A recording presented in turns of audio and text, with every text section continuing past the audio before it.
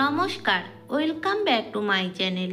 পুতুল জানা সিম্পল ব্লগের পক্ষ থেকে সকল দর্শক বন্ধুদের স্বাগত জানিয়ে আজকের রেসিপি শুরু করব। আজকে আমি বানাবো মালাই পাটিসাপটা। পাটিসাপটা বানানোর জন্য প্রথমে আমি খিরসাটা তৈরি করে নেব। তার জন্য এখানে নিয়েছি 50 গ্রাম পরিমাণে গুঁড়ো দুধ, সাথে আছে কিছুটা পরিমাণে পাটালি গুড়, আর নিয়েছি একটা নারকেল কোড়ানো। তো চলো প্রথমে আমি খিরসাটা বানিয়ে নেব। গ্যাসের মধ্যে কড়াই বসিয়ে দিয়েছি। কড়াতে দিয়ে দিলাম 2 কাপ পরিমাণে লিকুইড দুধ। দুধটাকে আগে থেকেই আমি খুব ভালো করে জাল করে রেখেছি। এখন এর মধ্যে দিয়ে দেবো পরিমাণ মতো পাটালি গুড়। তোমরা যেমন মিষ্টি খাবে সেই হিসাবে কিন্তু গুড়টা এখানে দেবে। এখন গুড়টা দুধের সাথে গলে যাওয়া পর্যন্ত আমি নাড়াচাড়া করতে থাকবো।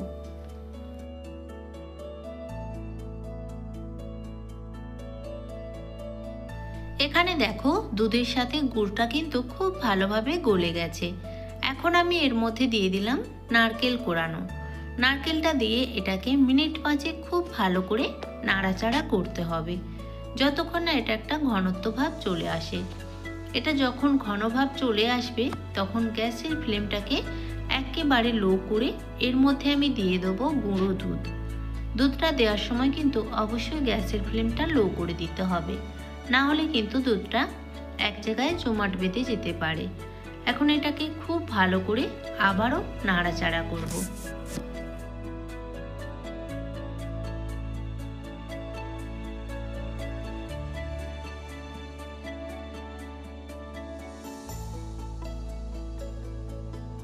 সবকিছু খুব ভালোভাবে মিক্স করে নিয়েছি।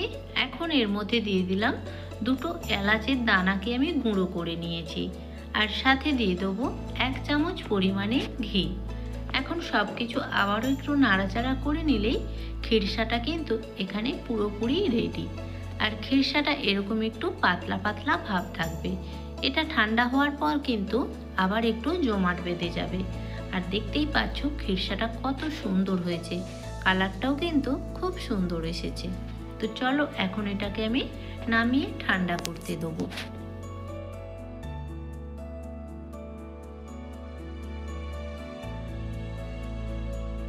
এখন আমি পাটিসাপটাটা তৈরি করার জন্য একটা ব্যাটার বানিয়ে নেব।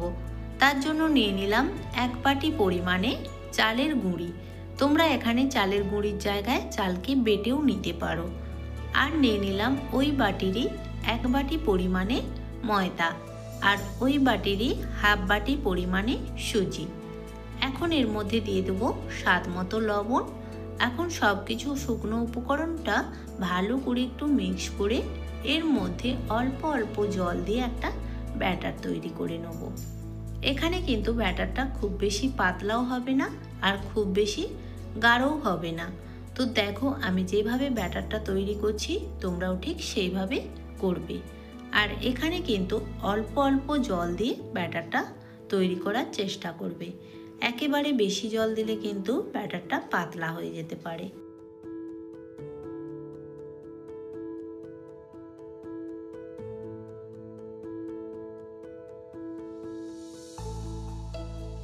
তো এখানে দেখো আমি ব্যাটারের ঘনত্বটা ঠিক এই রকম রেখেছি। তো চামচে করে তুলে দেখাচ্ছি, নিশ্চয়ই দেখে বুঝতে পারছো। তো এখন আমি এটাকে কিছুক্ষণ ঢাকা চাপা দিয়ে রেস্টে রেখে দেবো। এখন পাটিসাপটাগুলো তৈরি করে নেব। তার জন্য গ্যাসের মধ্যে একটা ফ্রাইং প্যান বসিয়ে দিয়েছি। প্যানটা ভালোভাবে গরম হয়ে গেছে। এখন একটা ব্রাশের সাহায্যে এর মধ্যে তেল বুলিয়ে নিলাম। গ্যাসের ফ্লেমটা মিডিয়াম করে অল্প অল্প ব্যাটার নিয়ে কড়ার মধ্যে দিয়ে কড়াটাকে হাত দিয়ে একটু ঘুরিয়ে নিলে ব্যাটারটা 4 সাইডে খুব ভালোভাবে সেট হয়ে যাবে। এখন ঢাকনা দিয়ে ঢেকে এটা কিছুটা সময়ের জন্য হতে দিলাম।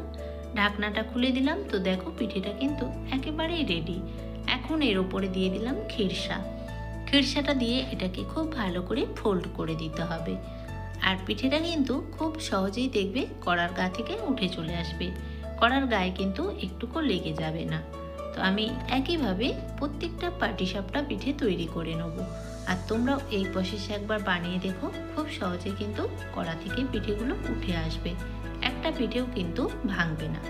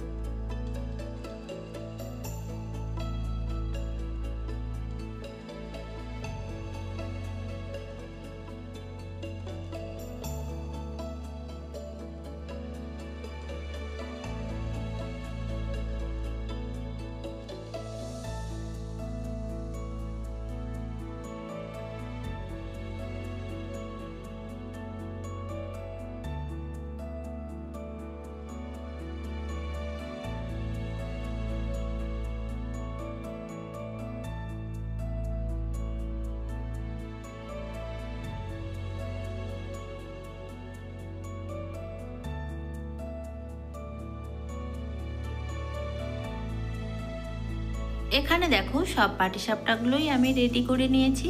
আর প্রত্যেকটা পাটিসাপটায় দেখো কিন্তু গোটা গোটা আছে, একটা পিঠেও কিন্তু এখানে আমার ভাঙেনি। এখন আমি মালাইটা তৈরি করে নেব। এখন মালাইটা আমি বানিয়ে নেব। তার জন্য দেখো এখানে একটা বাটিতে নিয়েছি 50 গ্রাম পরিমাণে গুঁড়ো দুধ। এখন এই দুধের মধ্যে সামান্য পরিমাণে একটু হালকা গরম জল দিয়ে এই দুধটাকে গুলে নিতে হবে। দুধের মধ্যে কিন্তু খুব বেশি জল দেওয়া যাবে না, একদম অল্প পরিমাণে জল দিয়ে এটাকে একটা ক্রিমের মতো করে গুলে নেব।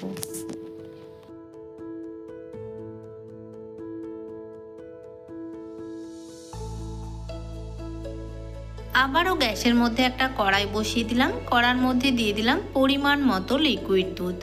এখানে কিন্তু দুধটা আমি আগে থেকেই জাল দিয়ে ঘন করে রেখেছি। এখন দুধটা ফুটে ওঠা পর্যন্ত অপেক্ষা করব। দুধটা ফুটে উঠেছে আর দেখতেই পাচ্ছ দুধের ঘনত্বটা।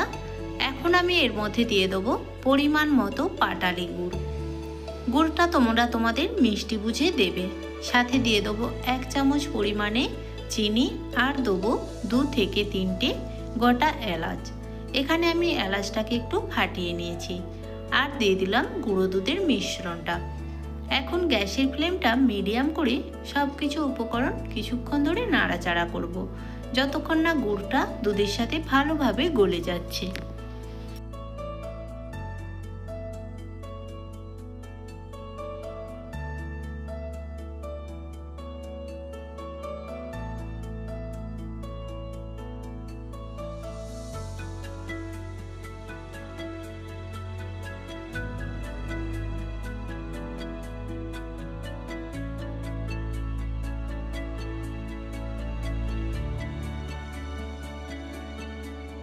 এখানে দেখো দুধের সাথে গুড়টা কিন্তু খুব ভালোভাবে গলে গেছে আর কালারটাও দেখো কত সুন্দর এসেছে। এখানে মালাইটা কিন্তু একেবারেই রেডি। এখন এর মধ্যে একে একে পাটিসাপটা পিঠেগুলো সব দিয়ে দেবো। তারপরে এটাকে হালকা একটু নাড়াচাড়া করে ঢাকনা দিয়ে ঢেকে জাস্ট 2 মিনিটের জন্য ফুটিয়ে নিলেই এটা কিন্তু একেবারে রেডি।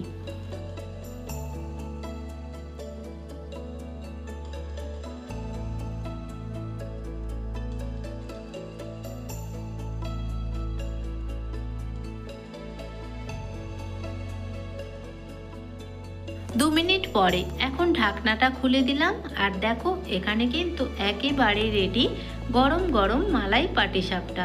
তো তোমরাও শীতের দিনে একবার বাড়িতে এইভাবে ট্রাই করে দেখো, খেতে কিন্তু দুর্দান্ত হয়। রেসিপি যদি তোমাদের ভালো লেগে থাকে প্লিজ একটা লাইক কমেন্ট আর বেশি বেশি করে শেয়ার করে দিও। আর আমার চ্যানেলে যদি তোমরা নতুন বন্ধু হয়ে দেখো প্লিজ চ্যানেলটাকে সাবস্ক্রাইব করে পাশে থেকো। তো আজকের মতো এখানেই টাটা। সবাই ভালো থেকো, সুস্থ থেকো, টাটা।